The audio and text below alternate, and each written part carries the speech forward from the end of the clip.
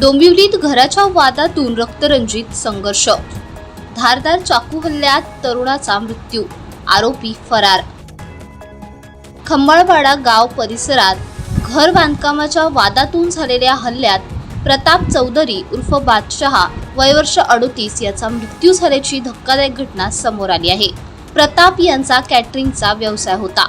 मिळालेल्या माहितीनुसार प्रताप चौधरी आणि रोहित शेलार यांच्यात काही दिवसांपासून घर बांधण्याच्या कारणावरून वाद सुरू होता। दरम्यान 26 मे रोजी सायंकाळच्या सुमारास संधी साधून शेलार याने धारदार चाकूने प्रताप चौधरी यांच्यावर हल्ला केला। या हल्ल्यात प्रताप गंभीर जखमी झाले होते। त्यांना उपचारासाठी रुग्णालयात नेले असताना त्यांचा मृत्यू झाला। या घटनेनंतर आरोपी रोहित शेलार फरार झाला असून पोलीस त्यांचा शोध घेत आहे। या घटनेमुळे खंबाळपाडा गाव परिसरात मोठी खळबळ उडाली आहे।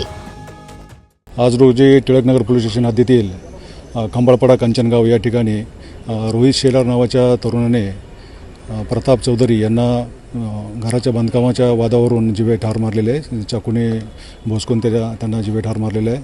त्याबाबतचा पुढील तपास चालू आहे। शेलार आणि चौधरी या कुटुंबियाच्या एकमेकाच्या शेजारी त्यांचं जे काही घर होतं ते सामायिक भिंती निर्माण होणार होत्या आणि त्याला मयत त्यांच्या घराकडून विरोध होता आणि त्याबाबतीत त्यांनी KDMCकडे कंप्लेंट केल्याचं समजतं आहे। अद्याप त्याचं क्रिमिनल बॅकग्राऊंडचं काही समजलं नाही, त्याबाबत आम्ही माहिती घेत आहोत।